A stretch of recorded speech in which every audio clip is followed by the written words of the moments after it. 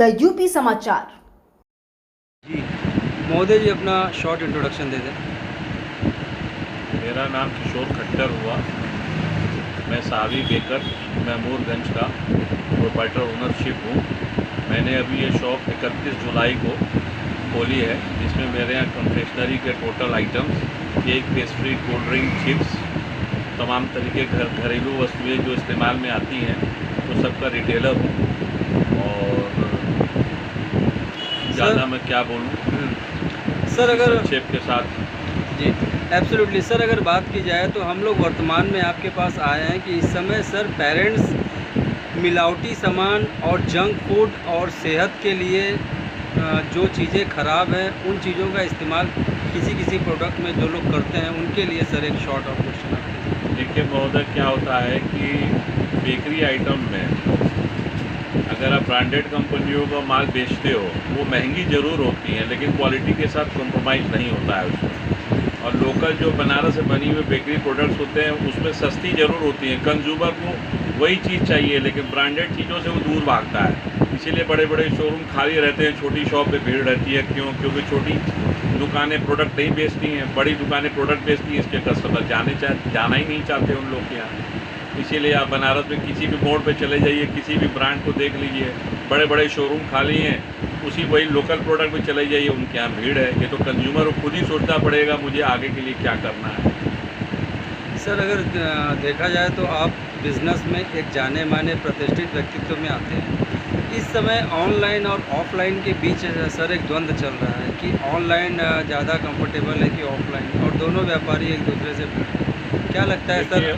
Online व्यापार तो है बहुत ख़राब, लेकिन उपभोक्ताओं को उसमें अपने मनपसंद चीज़ें मिल जाती हैं। ऑफलाइन में वो सारी चीज़ें संभव नहीं है, इसीलिए ऑनलाइन वाला प्रोडक्ट ऑफलाइन पर भारी पड़ रहा है। सर, अगर बिज़नेस की बात की जाए तो इस समय कुछ बनारस के व्यापारी जीएसटी वगैरह को लेकर के डिस्टर्बेंस है कि जीएसटी में कुछ इरेगुलेशन है। क्या लगता है आपको सर? जीएसटी में तमाम तरीके के प्रावधान हैं सर जी, लेकिन इसको जो समझ पाएगा वही आगे इसको कंटिन्यू कर पाएगा। जो नहीं समझ पाएगा उसके लिए ये चीज़ जीरो है। तो अगर सर देखा जाए तो गवर्नमेंट के जो भी प्रोजेक्ट्स है, क्या लगता है कि वो व्यापार अनुकूल हैं? जो भी गवर्नमेंट की चीज़ें आ रही हैं वाराणसी के लिए अनुकूल सिर्फ 3 चीज़ें रह गई हैं। एक खाने वाला रेस्टोरेंट, रहने वाला होटल, और तीसरा ट्रैवल एजेंसी। चौथा यहाँ व्यापार कुछ भविष्य में बहुत फाइट करके ही चलेगा, क्योंकि जो कार्य मोदी जी यहाँ करके चले गए हैं उस कार्य के अंतर्गत ये अब वाराणसी जो सिर्फ ट्रैवल्स ही हब बन के रह जाएगा आने वाले दिनों में। और ट्रैवल्स का मतलब सिर्फ 3 चीज़ें होती है: खाना, रहना और घूमना। दैट्स ऑल, और कुछ नहीं। सर, अगर वाराणसी टूरिज़्म की बात की जाए तो बड़ा ज़बरदस्त उछाल देखने को मिल रहा है। क्या लगता है? Tourism, Varanasi tourism. ये तो मैंने पहले ही आपको बता दिया महोदय कि 3 चीज़ के लिए ही काशी अब जाना चाहेगा: रहना, खाना और घूमना। खाने वाला रेस्टोरेंट, रहने वाला होटल और घूमने के लिए गाड़ियाँ। That's all. रहना, खाना, घूमना हो गया ट्रैवल्स का बिजनेस।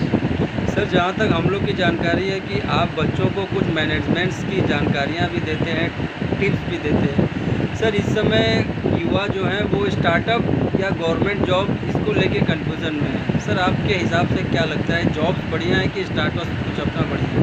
देखिए, युवाओं को तो पहले जॉब करना चाहिए।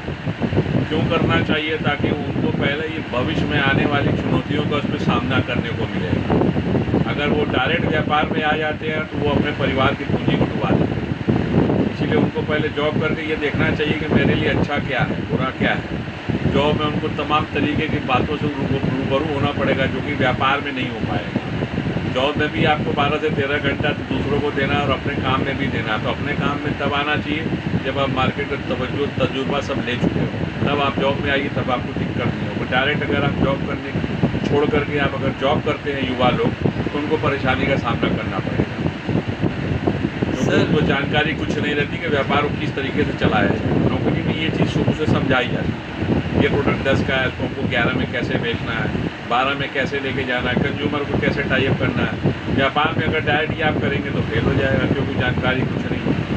और पहली बात तो यही है कि भाई अगर कोई जनरल स्टोर का भी कोई काम करेगा तो उसको ये नहीं मालूम रहता है कि हम 10 की चीज़ खरीद रहे हैं तो हम उसको 9.5 की बेचें कि 11.5 की बेचें। ये उसको समझते समझते ही जब वो समझेगा तो 4-5 साल डूब जाएगा, तब तक तो पूंजी उसकी ख़त्म हो जाएगी ख़त्म। पहले उसको जॉब ही करना चाहिए युवाओं को, साल 1.5 साल 2 साल करके ये उनको समझना चाहिए कि हमें आगे के लिए क्या करना है। सर एक अंतिम सवाल, सर विपक्ष ऐसे दावे कर रहा है, आरोप ऐसे लगा रहा है